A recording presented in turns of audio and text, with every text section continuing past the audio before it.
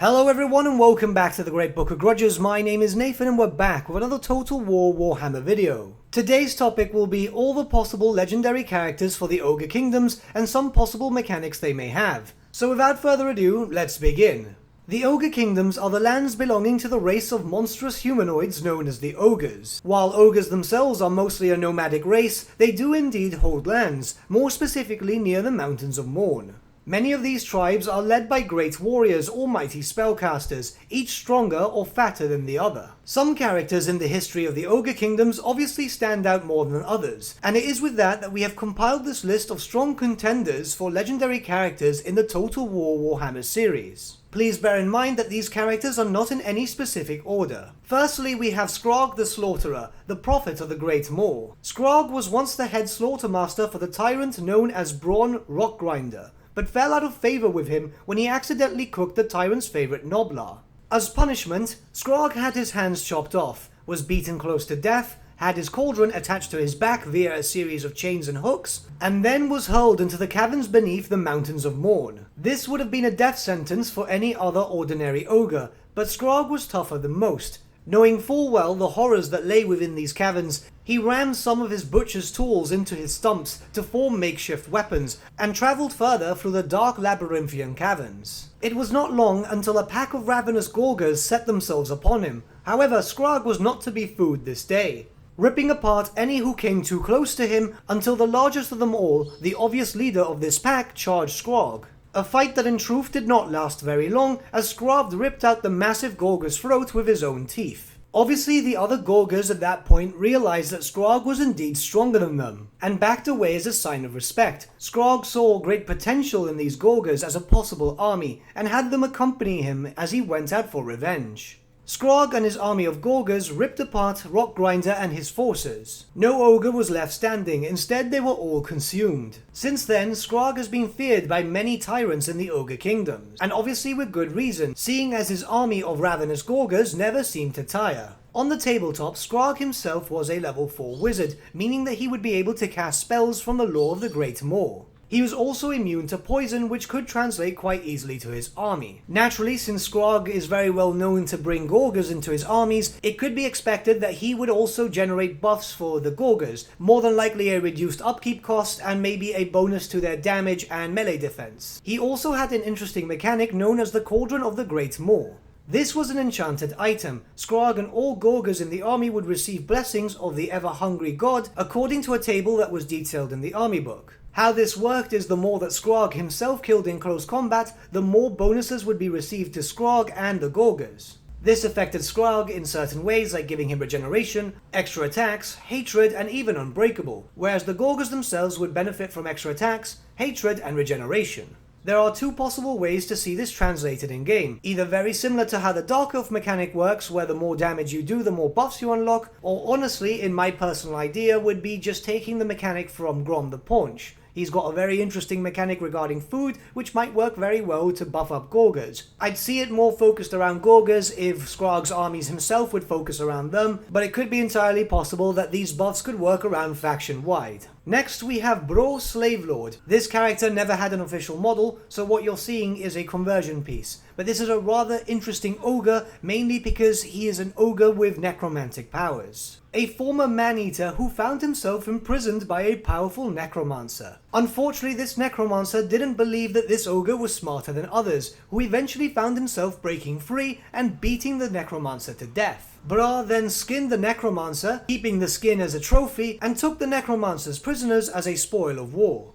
Bra now trades in not only flesh but spirits too, as his necromantic trophy has given him access to necromantic powers. Mechanic-wise, this could be a very unique ogre legendary lord, either having access to some necromantic spells and being able to summon in zombies and ghosts and so on, or having access to some unique undead variants of the ogre units. Next we have Brog the Gutsman, a champion fighter and self-proclaimed executioner of the Ogre Kingdoms. Brog has no tribe to call his own, instead he travels from tribe to tribe seeking battle and obviously food. Many ogres see Brog as the most competent in terms of fighting prowess. He has obviously taken much pleasure from this, as this has made him quite famous, with many seeking to hire his services. Now Brog himself is classified as a bruiser, but given his lore he could be worked around to be a man-eater instead, possibly starting far off away from the Mountains of Morn and having bonuses to man-eater units in general, if man-eaters are made units and not heroes.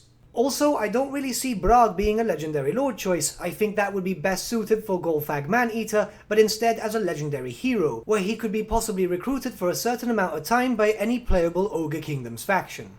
But it also could be that instead of changing him to a Man-Eater, they could upgrade him from Bruiser to Tyrant, and give him some unique mechanics regarding some other stuff. Obviously it's up to the discretion of Games Workshop and Creative Assembly. Next we have Gark Ironskin, the Tyrant of the Ironskin tribe and ally of the Chaos Dwarfs. Gark is unusual for an ogre, having a fascination with machinery and metalworks. He and his tribe are more heavily armoured than the others and make far more use of black powder weaponry. Knowing full well the limitations of ogre technology, he has looked towards the Dawi Zar as possible allies. By providing the Chaos Dwarves with many slaves, the Ironskin tribe now has much more black powder weaponry than any other tribe. It is very common to see many lead belchers in the ranks of the Ironskin. Gark's possible mechanics could work as follows. Firstly, he would not have access to a generic mount that would normally be seen in the Ogre Kingdoms. Instead, he would be riding the famed Iron Rhinox, a mechanical monstrosity gifted to him by the Chaos Dwarfs. The best way to describe this would be think of a standard Rhinox, but then turn it into a mechanical monster. With this, we could also suspect that he and his tribe would have a natural higher relationship bonus with the Dawi Zar.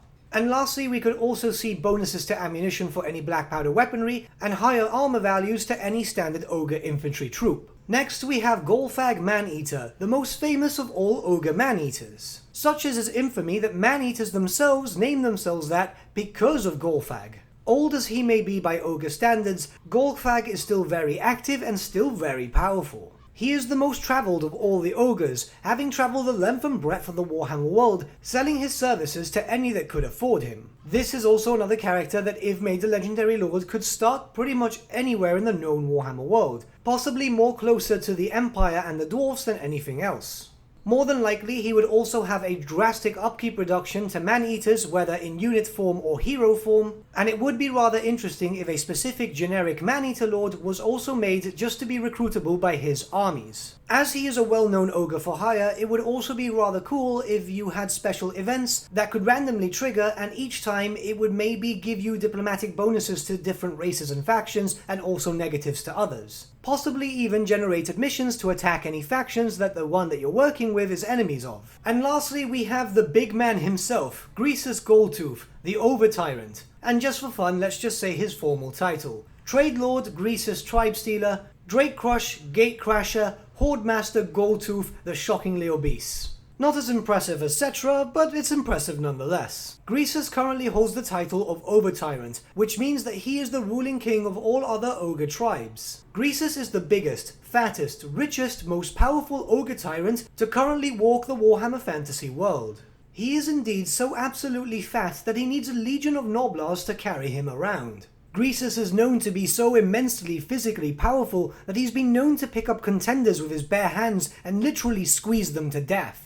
Possible rules that Greasus could have, translated from the tabletop, could be as follows. As he is the Horde Master, he could give bonuses of leadership to his army.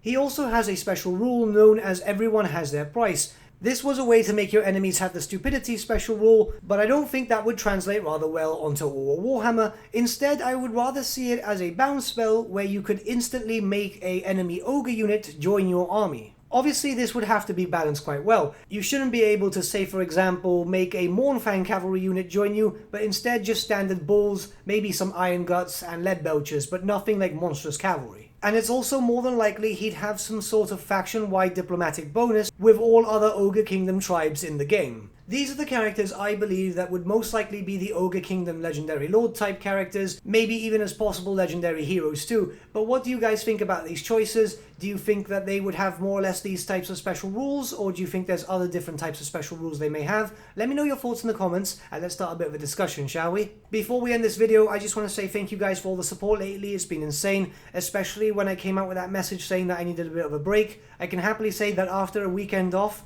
I'm feeling a lot better. More than likely I'm going to try and do daily videos again, but if the worst comes to worst, I might skip a few days during the weekends just to try and recharge. Once work starts cooling down, especially with this whole pandemic issue, I should have a lot more free time to be able to work on more videos. But I'm going to try and keep on with the consistent content. I know this has probably hurt the channel a little bit, but at the end of the day, I needed the break. I am going to also try and implement streaming into the channel. I think we're going to do every Friday night. You guys seemed quite responsive with the one I did with Thrones of Britannia, despite the fact that I was really horrible at it. So I might do a Warhammer base game next, or maybe Three Kingdoms. So if there's anything you want to see in specific, let me know, and it should be quite fun. But with that, my friends, we've come to the end of our video. Thank you so much for watching. If you did enjoy the video, might I suggest giving the video a like, or even subscribing to the channel, as it really does help us out. In the description section below are various different links to social media platforms such as Facebook, Instagram and Discord, where you can get in contact with the Great Book team. Also in the description section below is an affiliate link with Element Games, where you could buy loads of hobby-based products, not just Warhammer, for 10 to 25% off. Making a purchase using our special link and also using our special code, both of which are in the description below, supports the channel at no extra cost to you, which we think is rather cool. A big thank you to our patrons. Your support means the world to us. Honestly, it's amazing that people want to help a small channel like us grow and get to a higher level of content. A special thank you to our patrons Gibraltar LUSC and Ryan Bertsche for subscribing to us at our Fame level. Honestly, you guys are super cool. And a big thank you to our patron Edward Huell for subscribing to us at our King level. Mate, you're super awesome. But with that, my friends, thank you so much for watching once again, and we shall see you all again very soon. Have a good day.